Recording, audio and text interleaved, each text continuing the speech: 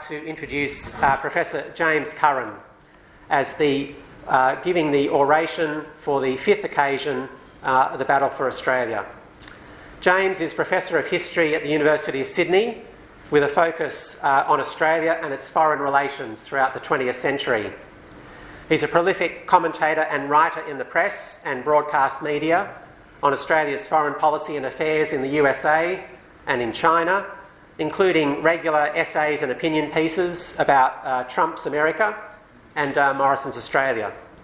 You might note that, or have seen and read, his fortnightly column in the Australian Financial Review on foreign affairs. I don't know whether it's this Friday or the following Friday, James? Oh, it's every month, every Monday every 2 weeks. The one just gone. Oh, Monday, is it? Yeah. So we've missed it. It was just last Monday. Monday. My apologies. Look out Monday week.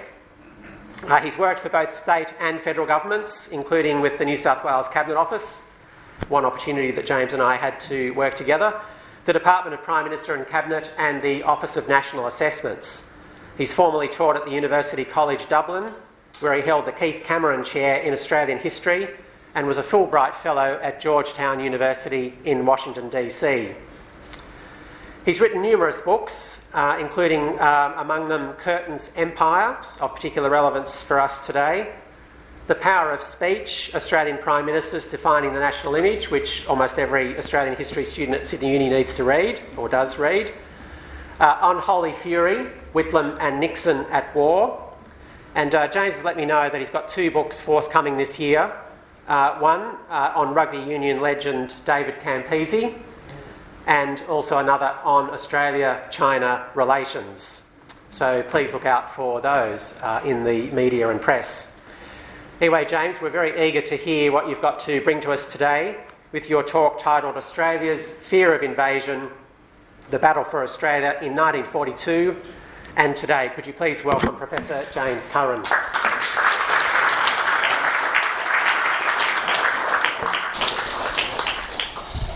Well, thank you, Darren, for that very kind introduction. Thank you to David as well. Thank you to the Battle of Australia Association for the invitation to address you today. And I'd like to obviously say hello to distinguished guests, including my mother, Jeannie Addison, and of course both of us would be thinking today about Jeannie's father, of course my grandfather, who served in World War II in the 2nd AIF, both in the Middle East and in New Guinea.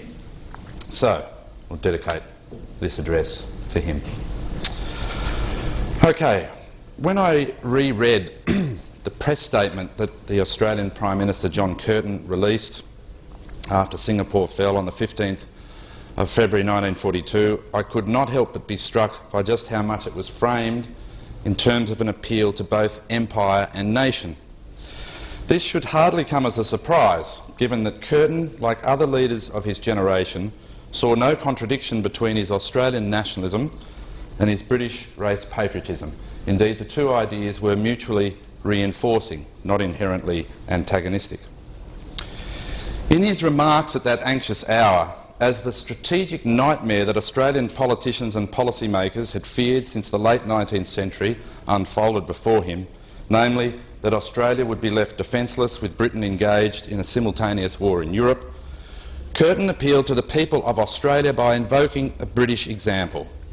Indeed, his call to arms was premised on both British and Australian terms. If he had looked to America in late December 1941, he wanted Australians now to look to Britain as they rallied themselves for the challenges and struggles ahead. The loss of Singapore, that supposed last bastion between Australia and a rampaging Japanese Imperial Army, was, he said, Australia's Dunkirk. And if Dunkirk, he said, had initiated the battle for Britain, the fall of Singapore opened the battle for Australia. What the battle for Britain demanded, he went on, so the battle for Australia requires. The complete devotion shown by Britons would need to be matched by that of his own people. More particularly, in setting out the stakes involved, Curtin said that on the outcome of this battle rested, as he put it, the fate of the British-speaking world. Now, I just want you to focus on that term for a second, British-speaking. It does sound, I think, quite odd to the contemporary ear, because there is no such thing as a British language. Yet Curtin, and later Ben Chifley as well, both Labor men of Irish Catholic descent, used this term in their speeches, at home and in Britain as well. Curtin in fact said that he wanted to preserve Australia as a bastion of the British-speaking race. Now, why is he using that term? Because I think it spoke to the particular way that these leaders believed Australia represented a purer, better form of Britain than those who lived in Britain itself. That is, one which had melded the English, Irish, Scots and Welsh components into an indissoluble whole. I have enough problems as it is convincing my students about the power of this British race idea from the late 19th century down to the 1960s. When I make the case to them that some of these leaders actually believed Australia was a better form of Britain, Charles Bean said it, many others said it across the political spectrum, their eyes are even more glaringly open. These leaders knew their people. The idea that Curtin's appeal to Britishness was a cunning ploy to curry favour with the electorate, or that it was a mask consciously worn to hide the true nationalists beneath, will not stand up to scrutiny. One of Australia's most distinguished historians tried to equate Curtin's rhetoric of empire with his repeated reminders to Labor MPs that they should wear shirts with starched collars to work. In other words, the argument runs here, Britishness was a garment consciously worn rather than something which spoke to Curtin's own understanding of Australia's identity and outlook in that period. It supposedly had nothing to do with the deep-seated ideas that Australians had of themselves in that era as a British people, ideas which came out most clearly at times of national crisis, such as in 1914 and again, of course, in 1942. Even after the war, polls showed that a majority of Australians preferred their nationality to be classified as British rather than Australian. It would take until the 1960s for the political culture to start letting go of its British race patriot outlook on the world, and that was really only after Britain had forced Australia's hand to do so, by signalling its intention to join the European Common Market and by withdrawing its military from Southeast Asia. As Harold Holt said in 1966, he said Australia had been jolted by events to adulthood. The Curtin legend, however, seems rarely to allow for this kind of complexity. There is indeed, I think, a tension in the way that Curtin is often portrayed. It vacillates between a picture of him as the resolute commander-in-chief on the one hand, and on the other, the worried, wavering leader, the reluctant warlord. It means that too often, I think, we receive a picture of the man as a sum of his tortured parts rather than as a singular political phenomenon. As the historian Marcus Cunliffe once observed of the first American president, George Washington, the legend of the public figure, he said, has become like a cairn to which each passerby adds a stone. Pamphlet, speech, article and book, pebble, rubble, stone and boulder have piled up. And so it has with Curtin. Although I should add that the two-volume biography by John Edwards, I think, is the most magisterial account of John Curtin that we have to date.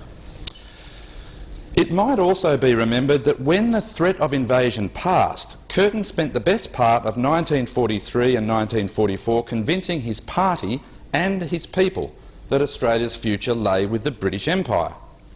Even that the concept of empire defence, which had been so glaringly shown up in Singapore, and which is why we have the commemoration that we are marking today, even that concept could be reinvigorated to make it work better for Australian interests. And at the December 1943 Labor conference, Curtin brought his party with him on this idea of an empire council. He wanted to establish a kind of a Commonwealth Secretariat that would rove around the empire. This would be the great symbol of organic equality, not an Australia that was subservient to Britain, or the mother country as they used to call it, but an Australia that was on equal terms with Britain and that would have an equal say in the making of policy along with the other dominions. This was what they meant by this organic concept of empire. I can't stress that enough. It wasn't about being a bootlicking, obsequious toady to London, right? It was about an empire made up of equals. Now, as I was saying, the essence of this was to make sure that a calamity such as the fall of Singapore could never happen again. This was not some slavish devotion to London, even if it did repeat similar attempts by so many of his predecessors and the New Zealanders to gain a seat for Australia at the top table of imperial policy making. Rather, this was about institutionalising what I call this organic concept of empire in which all were equal. Now, it failed. It failed.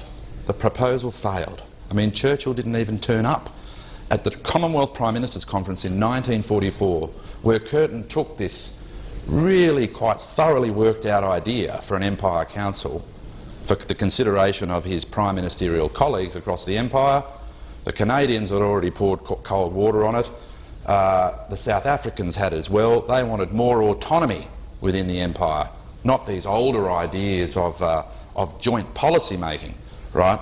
So Churchill didn't even bother to show up to the meeting where Curtin was advancing the proposal. Why? Because he was getting briefed with the South African Prime Minister Jan Smuts on the upcoming D-Day landings, right? This is early May of 1944. So Churchill didn't even go. But just because it's a failed policy doesn't mean it's not a policy. It was no less an example of a national leader pushing for Australia's distinctive interest in the Pacific to be not only heard but to be safeguarded. Now, this too was a remarkable achievement given where Curtin's party had been on foreign affairs in the interwar period. When he took over as Labor leader in the mid-1930s, Labor counted among its ranks liberal internationalists who supported the League of Nations, international socialists who saw the Soviet Union as a model of world leadership, Catholics who despised communism as the enemy of religion, and isolationists who wanted to turn their backs on the world altogether. And political parties today think they've got factional problems. In commemorating the Battle of Australia too, we might remember that one of the reasons why it had to be fought relates to the very poor state of preparedness that the country found itself in for total war. As Curtin said in that statement that Darren quoted from, external forces and support might well be coming, he said. And of course come they did, in the form of 1 million American troops who passaged through the country during the course of World War II. But he said the problem of their coming and its relation to the calendar of the enemy are factors which Australia should disregard in its composition of a nation completely at war for the purposes of its own defence. Now, again, in talking about the lack of preparedness, I don't want to go down the traditional path that so many do go down and throw all the blame onto Robert Menzies in his first stint as Prime Minister from 1939 to 1941. We know that Hasluck, Paul Hasluck, wrote to Menzies after the war and said, you got a rough deal in the argument that you had left the country unprepared. It's worth bearing in mind, I'm sure you all know this, that Menzies did hold off on sending the second AIF immediately to the Middle East on the outbreak of war until he had received assurances from London again about Australia's defence in the Pacific.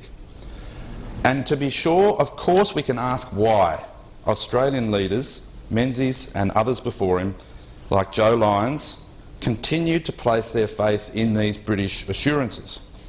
But remember too that it was Menzies who, fearful that Australia wasn't getting the right information from London about matters relating to the Pacific, established the first Australian diplomatic posts in London, Washington and Chongqing in China. He said, what Great Britain calls the Far East is to us the Near North. Rather, what I'm getting at here too is about the period, the interwar period in Australia, the damage that had been done to the debate over defence and foreign policy in that period. I'm talking about the deep-laid suspicions which arose out of the conscription crises of 1916 and 17 and how they fractured and corrupted the working of the political culture in this country. Now, the long-term consequence for Australian domestic politics and foreign policy was that many important issues could no longer be dealt with outside this framework of antagonism and distrust. For example, before the First World War, the Labor Party had been willing to look at defence policy in terms of potential threats and to support a civilian-style compulsory military training for the purpose. After the bitterness of the conscription campaign, and of course the Labor Party split, the new Labor Party made opposition not only to conscription for overseas service, but also opposition to conscription for the defence of Australia's own territory, a necessary test of loyalty to the party, which we know that Curtin again brought his party, changed the party policy on that in the middle of the war. But as a result of World War I, the Labor Party's defence platform consisted mainly of things that the Defence Force should not do. That is, that defence itself had come to be seen as an agent of their domestic political enemy.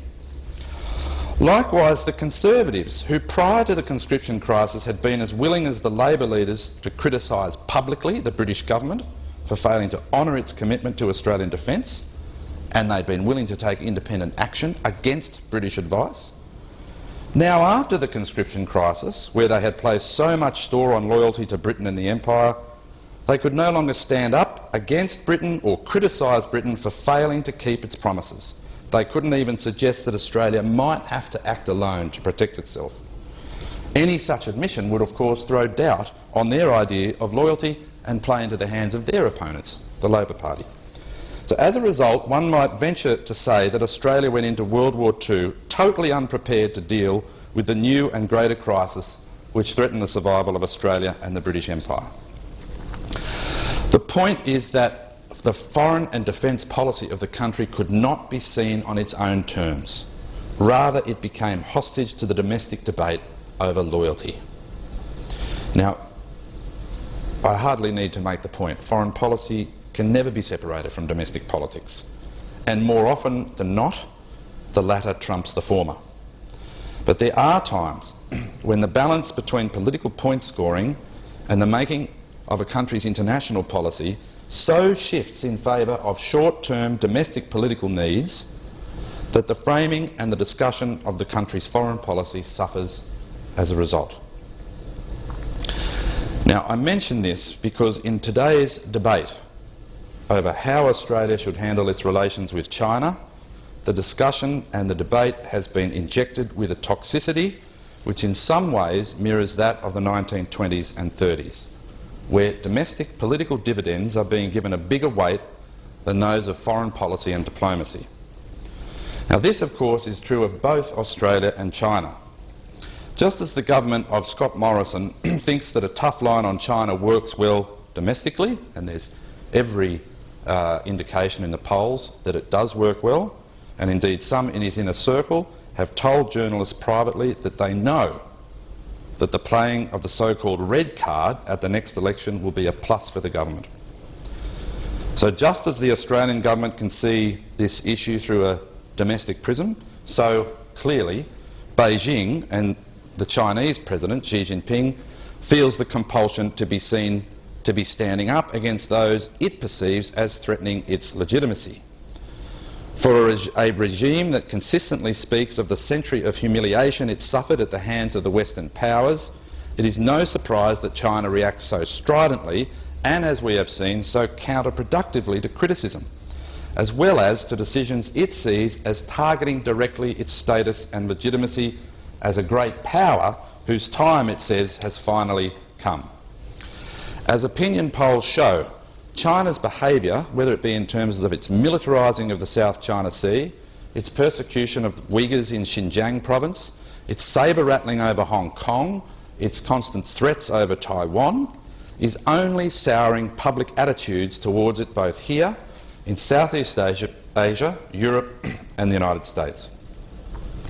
There are judgments being made now about China, its system of government, leadership and international behaviour that are going to be immensely difficult to shift in future years. It's difficult to know what the ultimate intention of the Chinese leadership is in terms of its current targeting of Australian trade. Is it to make an example of Australia?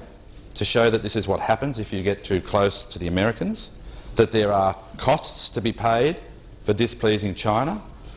What we can be clear on is that China has not targeted a country like this across so many export markets at precisely the same time. Of course, we can also be clear that it's playing very well for the Chinese Communist Party domestically. But too often the debate over how Australia should react to the assertion of Chinese power is couched as if the past is irrelevant. The expression that Australia's China policy changed in 2017 because China changed is only half right. Once more, we're falling into the lazy trap of short-term thinking and chronic ad hocery in policy.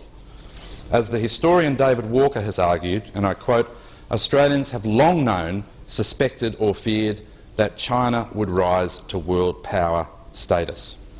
So it's not a new problem for Australian diplomacy, but there are new dimensions to the problem.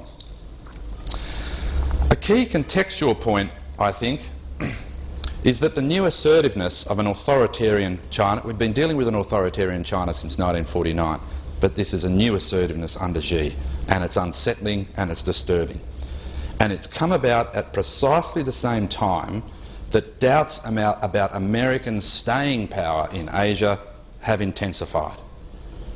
And these two stiff and cool winds have been blowing onto Australia at the same time, and the result, as we've seen, is a certain panic on the one hand when we feel that Washington is not treating us in the way that we feel is our right by virtue of the close alliance. I mean, the dummy spitting that occurred when, in the press I'm talking about, the dummy spitting that occurred when the telephone conversation took place between Malcolm Turnbull and Donald Trump, and it got a bit rough over the refugee deal on Manus Island, was something to behold, in my view. You know, if the alliance is so strong and so unbreakable as we're constantly told it is, it should be able to handle a disagreement such as that. And it's nothing compared to the disagreements that took place between Whitlam and Nixon, for example, in the 1970s, or between Kennedy and Menzies over West New Guinea. I can talk more about them in the questions. But it was small beer. I mean, I understand the domestic political considerations of Mr Turnbull needing to get his deal on the refugees that had been set up by Barack Obama. But the panic, I mean, there were some of the most sort of assertive alliance true believers at this time saying, my God, Mr Trump might rip up the alliance, we need a plan B.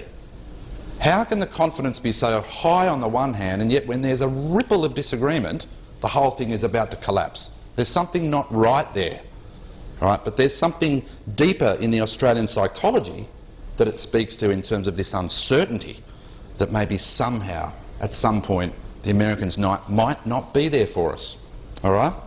At the same time, talking about these two stiff winds, there's this feverish speculation about a silent invasion by China. Anxiety, too, about our institutions collapsing meekly before the very onslaught of this new red peril.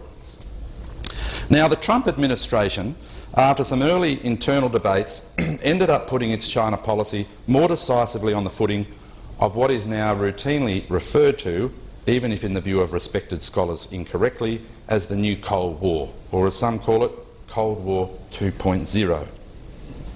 But even that hot talk could not assuage widespread doubts in the region about American staying power. There are still some frazzled nerves in Seoul and Tokyo after Trump's initial desire to make them pay more for the cost of housing and stationing US troops in those countries. There's still widespread disappointment across the region that Washington did not sign up to the Trans-Pacific Partnership and looks very unlikely to under the new Biden administration. Now the new Biden White House appears to be reading by and large from the same Cold War missile. Now this was always, I think, going to be likely. In the US too, the domestic debate over China, whether it be about taking American jobs from its industrial heartland or the coming of COVID-19, was always going to make a kind of a China reset under a Democrat administration, under a new president, all the more difficult. There might be areas of more cooperation on climate change, for example, but remember that Biden spent much of his campaign proving his anti-China credentials. Witness the statement, for example, by the new National Security Advisor Jake Sullivan, that America wants to create once more what Harry Truman's Secretary of State, Dean Acheson, called situations of strength to push back against the China challenge. Sullivan's predecessor, Robert O'Brien, called the Quadrilateral Security Dialogue, or Quad, which as you know involves the United States, Japan, India and Australia, as possibly the most important relationship America has established since NATO. And O'Brien left strewn on the White House lawn a declassified document in an attempt to show that behind all the Trumpian chaos and dysfunction, there really were American officials looking to shore up its regional position, to tighten up their Asian moorings in the face of Chinese provocation and strategic muscle flexing. And Biden is now proposing that meetings of the Quad, once only attended by officials, then foreign ministers, be held at the leaders' level.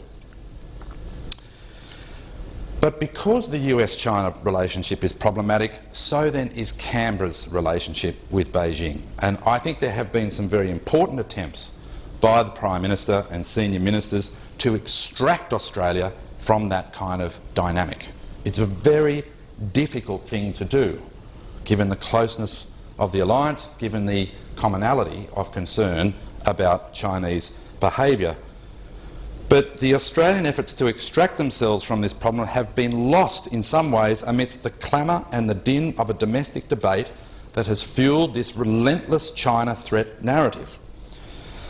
Now, I'm not sure we fully grasp how America understands the threat that China poses to its exceptionalism. It's one thing talking about, you know, the technological threat, the military threat, the economic heft that China keeps growing, but the threat to American exceptionalism is particularly important to grasp. The point is that no national security advisor or United States Secretary of State will, in the foreseeable future, present a president with a policy of accommodation with China. Their belief in manifest destiny, in divine providence, runs too deeply in the American DNA. To deny it is to deny the very essence of what makes them American. Australia, I think, has to do more to clarify its broader policy settings, even as China makes it all but impossible to defrost the political relationship from its current state. It is important, I think, to acknowledge that finding this new framework for Australia will take time. There's no short-term solution, there's no magic bullet. What is of concern is actually whether that process has yet begun in earnest.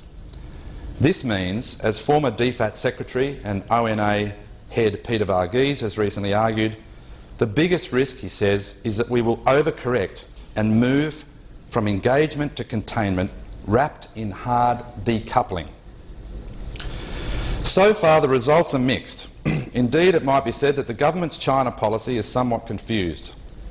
And the confusion stems from its decision to not think coherently about how the various strands of its policy fit together. The Prime Minister goes out of his way to eschew talk of a new Cold War or seeing US-China competition in zero-sum, binary terms. He talks of wanting an end state of happy coexistence with China. He holds back from describing it as a strategic competitor, says openly that Australia has a different view of its economic partnership with China than does America. The problem is that one sometimes needs to conduct an archaeological excavation of his speeches to pull all this together.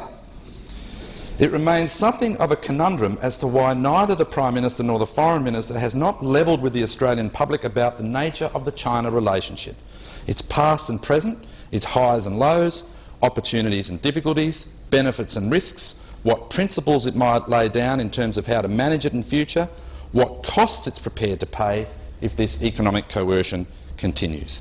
Now, I'm not suggesting for a second that one speech is going to make a difference. It certainly probably won't make a difference in Beijing. What I'm talking about is the communication of policy to the electorate. Now, let me look at three central questions which I hope might help illuminate the past out of which the present has emerged. The first is why we've been so slow on our feet, and what does this say about the last half-century of engagement with Asia? The second is, when did Australian leaders and officials start to talk about going to war with China? And the third, which follows closely from the second, relates to why Australia is now at the vanguard of China policy, a position for which it's won plaudits from the Trump administration and from other US allies in the region. Even if circumstance more than calculation has put us there, there's an element in the Australian political psychology that appears to like being there. That is, out the front. Okay, to take this first question. Now, we have been here before, in a sense.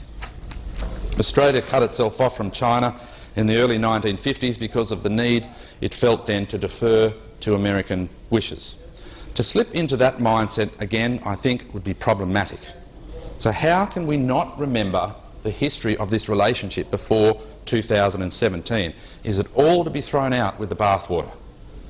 I'm not saying the answer is there, but it must surely help illuminate, as I said, the present problem. Even if one accepts that the coming of Xi and relative US decline brings a whole new set of challenges for Australian policymakers, this has been a very difficult relationship from the beginning. In the late 1940s, Australia was in Chiang Kai-shek's sights, especially because of racial issues pertaining to the White Australia policy. Menzies, when he came to power in 1949, did not care much for China. It had seemed likely that Australia would follow Britain in recognising the Chinese Communist victory in its civil war, but out of deference to American sensitivities, Menzies decided not to proceed with recognition. His second External Affairs Minister, R.G. Casey, was smitten with Zhou Enlai at a conference in Geneva in 1954.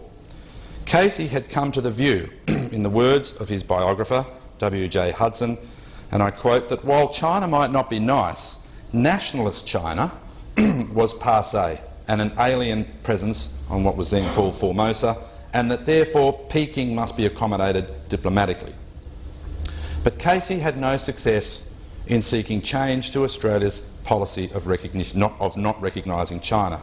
In mid-1955, for example, Cabinet decided that, quote, no steps shall be taken in the direction of or leading towards recognition of Communist China. Now, Casey's push on this front was discreet. In public, he red-baited with the best of them. He said, "We feel the hot breath of communism on our necks," was one of his favourite phrases. In the 1960s, with the impact and influence of the Catholic anti-communist Democratic Labour Party, China became a necessary prop to ensuring that the United States remained on the mainland of Asia. This at a time when strategists in Canberra, as elsewhere, were hearing the long, melancholy roar of British military withdrawal from Southeast Asia. Prime Minister Billy McMahon was therefore lumbered with the policy of his predecessors, and especially the commitment of so many Conservative politicians to Taiwan.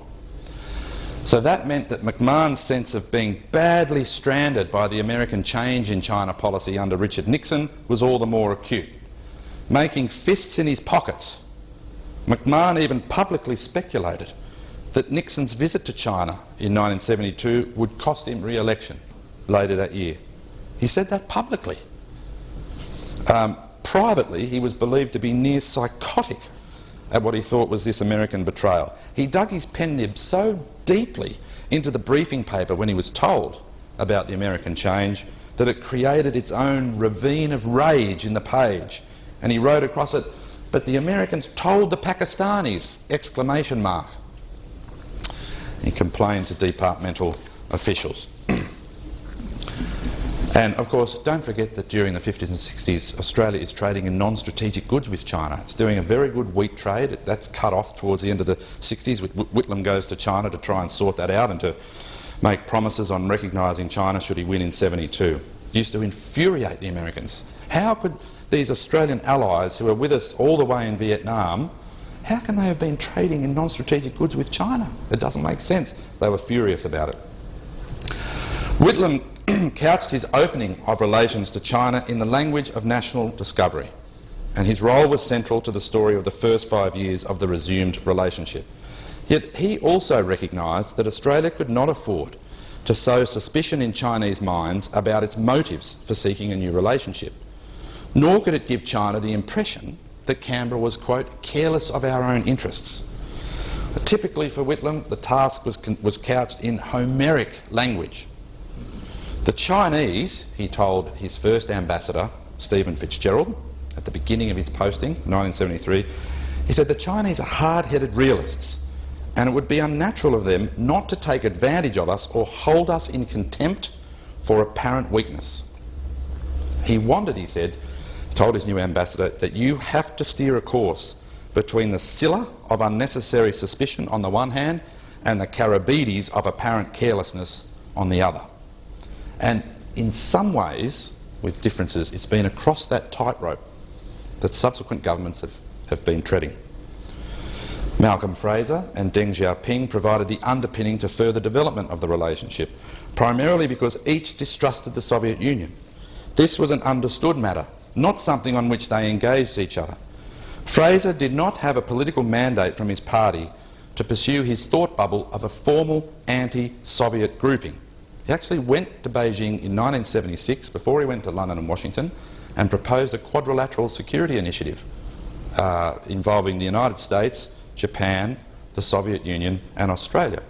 The United States, China, Japan and Australia to take on the Soviet Union. Classic case of the enemy of my enemy is my friend. It went nowhere, but it was again another example of an independent Australian policy proposal. Fraser was also vulnerable on Taiwan in cabinet. The relationship with China really took off when Hu Yaobang visited Australia in the mid-1980s to conclude an agreement for its first overseas investment in the iron ore mine in Channar, Western Australia. The interests of these Chinese leaders, Hu Yaobang and Zhao Ziyang, in reform led to what some might call the Great Love Fest with Bob Hawke, where the Australian leader had lengthy late-night conversations with both about the coming political reforms in China. But the fall of Hu Yaobang, which marked the conservative fight back within the Chinese Communist Party that led all the way to the Tiananmen Square massacre of June 1989, sent Hawke into a tailspin, possibly because he feared his frank talks and correspondence about reform had played a part in it. The second question is to ask when Australia started to talk about the possibility of going to war with China. Now, it is, of course, I think, well known the success that John Howard had in managing the China relationship. He visited China more times than any of his predecessors. The signature moment of the Howard doctrine in Australian foreign policy was surely the almost simultaneous visits to Canberra on subsequent days in October of 2003 of US President George W. Bush, then the Chinese President Hu Jintao. They both addressed the Australian Parliament on subsequent days in October of that year. As Howard wrote in his memoirs, in one unmistakable gesture, he said, Australia was telling the world it was possible to have close relations with both the United States and China. But these two parts of the Howard doctrine were not equal. The alliance with the United States appealed to history and shared cultural values. The relationship with China was a pragmatic conjunction of economic interests. Then along comes Kevin. Despite his study of Chinese language and culture, despite his experience as a diplomat in Beijing, Rudd was determined to prove that as a Labor Prime Minister he could be trusted on the US alliance. This, of course, was after the Mark Latham episode on bringing troops home from Iraq at the end of 2004, which was his proposal. In private remarks to then US Secretary of State Hillary Clinton in March 2009, Rudd put his cards on the table. He said, I'm a brutal realist on China. Countries need a plan B to prepare to deploy force if everything goes wrong. His defence white paper of 2009 contained what one minister who saw it described as a blood-curdling section with, quote, explicit discussion of the Chinese military threat, including missile strikes, port blockades and submarine warfare. By late in 2009, the Chinese, recognising that the relationship was entering troubled waters, if I can put it that way, I know that's a cliche, were suggesting a visit themselves to Australia to arrest this downward slide in relations. And it resulted in a statement which, according to Jeff Raby, quote, codified the Howard approach to China by stating in an agreed document that there were many points of difference, but that we also had major interests to advance through close cooperation bilaterally and multilaterally. This must surely be one of the more ironic of conclusions to Australia-China relations in the Rudd era. The PM, who had proclaimed himself as the coming man for the Asian century, ended up having to accept principles for the relationship that his predecessor John Howard had put in place. It should be no surprise that Rudd subsequently complained that Julia Gillard's own white paper on defence had, as he put it, strategically gutted the rationale of his own effort. Instead of hard strategic logic, Rudd said, the Gillard white paper had chosen to play Pollyanna. Don't worry, be happy, and everything will be all right in the morning. One lesson, I think, of this period, which needs more examination, is surely, I think, that the hardliners in the bureaucracy were already beginning their ascendancy on this question. China was already being typecast as the enemy, even if, as the journalist and former Financial Review editor Max Such pointed out some time ago, that the defence build-up with this in mind was, quote, poorly managed, even incoherent, plagued by budget and technology problems, and by what seems to be a broad incompetence in choosing and introducing new weaponry. The euphoria that came with Gillard's signing of a strategic partnership with China, Tony Abbott then upgraded it to a comprehensive strategic partnership, was short-lived. Indeed, despite its frequent invocation by Prime Minister Morrison, that very framework is little more now than a diplomatic gibbet swaying in the breeze. My third question is to ask how, in the period following Xi's coming to power in 2012, the Australian government came to be at the forefront of this China pushback. Now, again, this is not an easy question to answer. I don't think there's a cabinet submission or a memorandum, probably not even a briefing to a minister or prime minister setting out that this was the stance that had to be taken. This, I think, is something that has evolved. For example, as early as 2013, Kim Beazley, then Australia's ambassador in Washington, told the then Foreign Minister Bob Carr, as he was coming into the job, that Australia's commitment to host Marines in Darwin, its protests to China over Tibet, and the exclusion of the Chinese telecommunications company Huawei from the national broadband network meant that whilst Canberra was not exactly alone in its actions, Beazley said it was very prominent.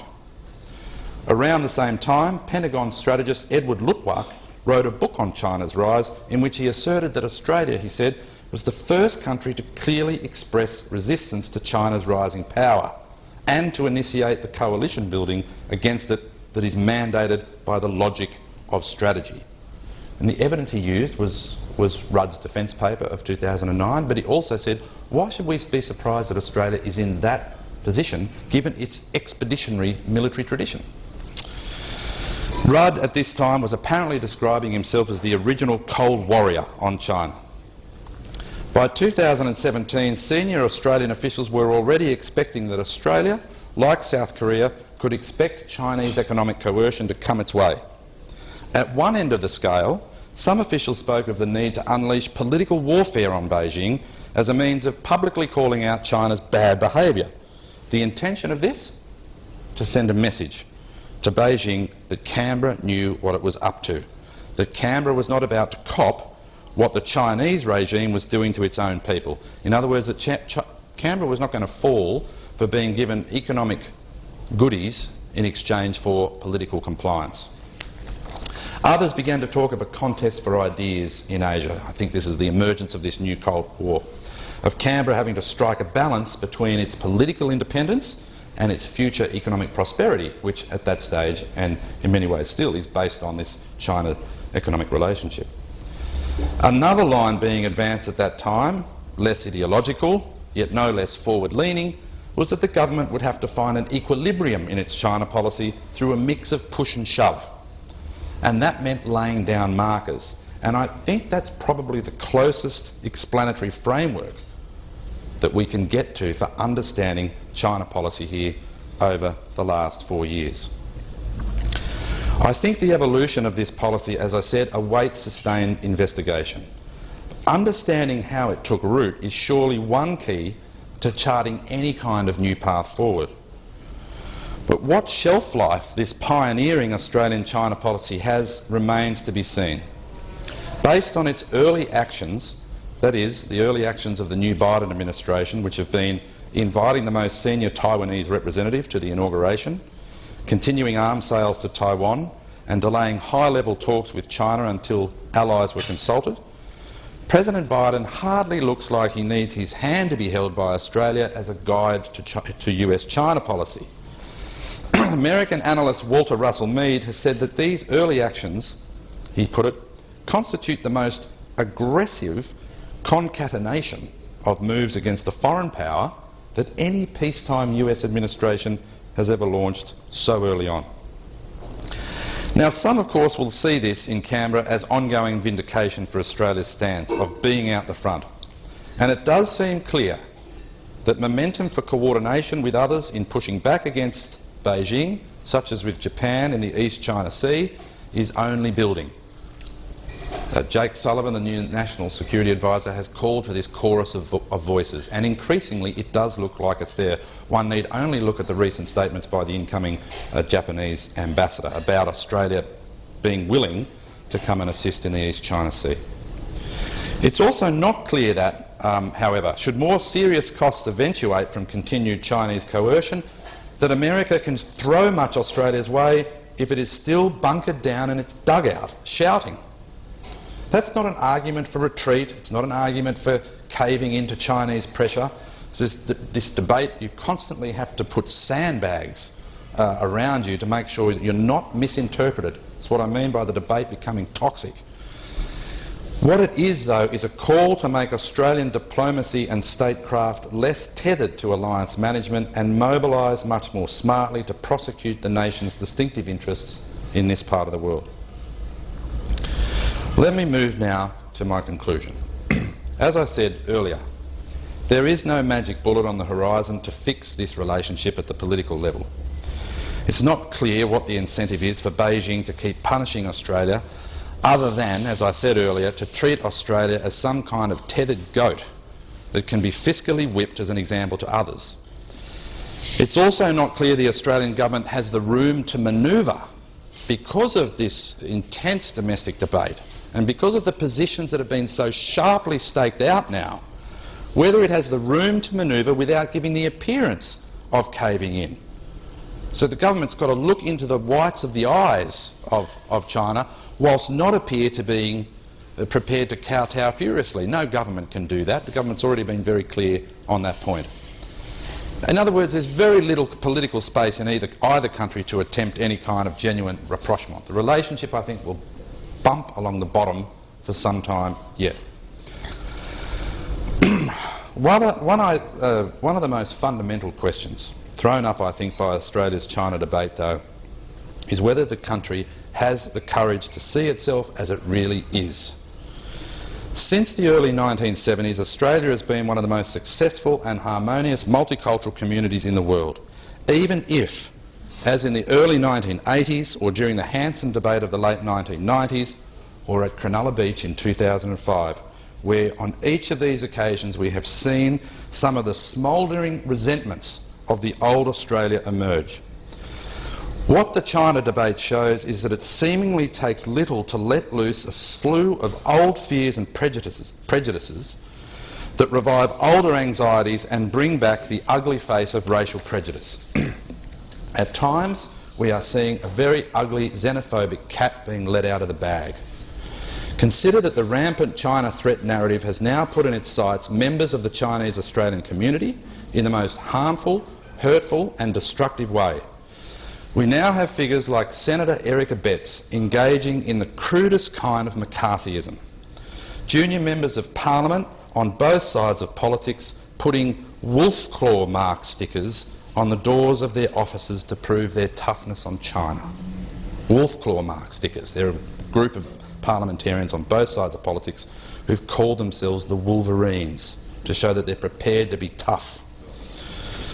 Backbench MPs creating lurid videos of the Chinese taking over the country. The these similar kinds of ads were going around in the 1980s over Japan. Former heads of ASIO saying that we will one day wake up to find that decisions are being made in our parliament over which we have no control. Think tanks plastering covers of their reports with 1890s-style bulletin magazine images of prowling dragons. The ABC regularly publishing maps of the Australian continent being smothered by an incoming red tide, and a coterie of journalists, self-appointed as watchmen on the walls of freedom, opining that Australia might well give up its independence to a fascist state. It has been an unedifying sight, bearing in mind, as I said, the legitimate concerns about Chinese behaviour. One has to ask about the prudence and the wisdom of some of these reactions. The differences in values between what the Chinese Communist Party represents and what we cherish here, and what all of those soldiers who fought throughout the Second World War and all of the women who served in that conflict and in all conflicts that Australia has been involved in. What we cherish here in terms of freedom, diversity, openness and tolerance are of course stark, the differences in values. The thought of a region dominated by an authoritarian great power such as China is not at all desirable for Australia. It focuses the mind. Now, we should not write off America's capacity to regenerate, even if at the moment it is institutionally wobbly and sick and struggling to come out from underneath the COVID rock. Equally, like it or not, we are going to have to somehow manage this relationship with China going forward. As former Foreign Minister Gareth Evans said in the wake of the Tiananmen massacre in 1989, he said, despite our abhorrence, Australia may have to deal with this new Chinese leadership for some time. Unlike Europe, Australia cannot walk away from China. Whether for good or ill, China will remain one of Australia's most important foreign policy and trade concerns. He said, these realities need to be addressed regardless of who governs China. This kind of toxicity that I'm talking about is not simply, though, the result of a commentariat that is excitable.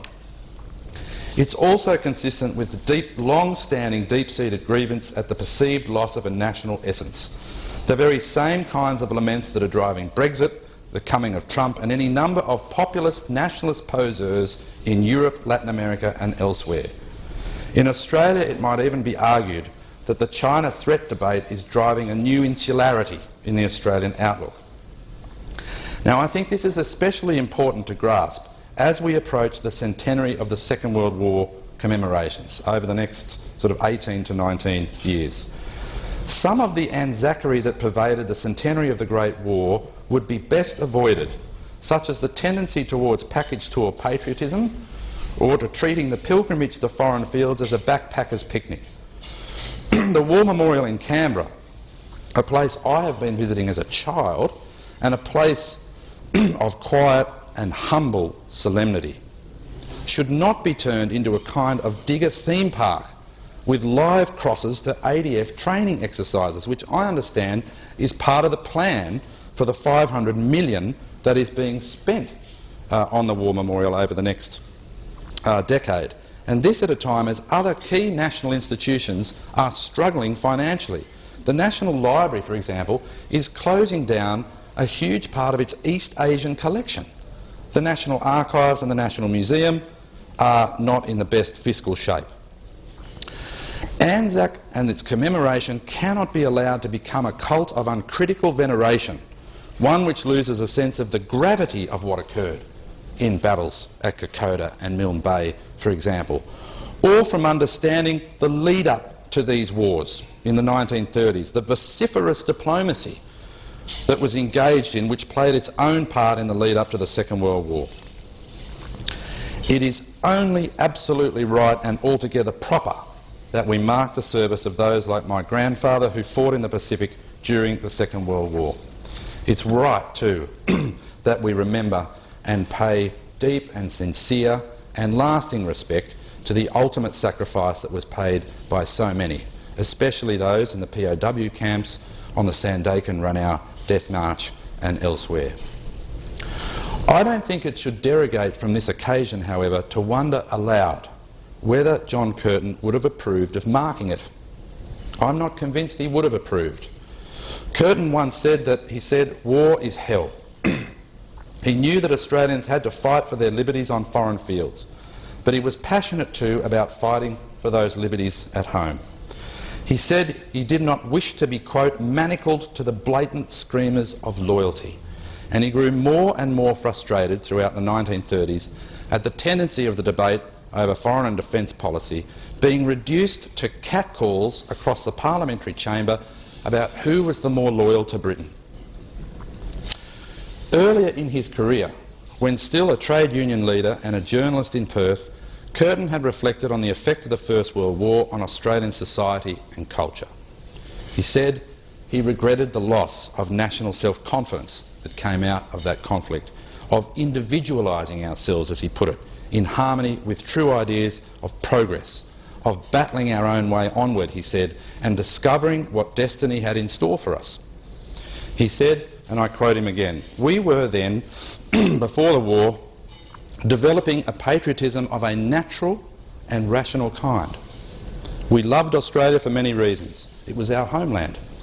To the true Australian there was ever, and still is, the glamour of mystery and attraction covering our great plains, our hills and our gullies clothed with noble eucalypts, our wide-stretched deserts of barren vegetation but often rich in useful minerals, and the long wash of the Australian seas.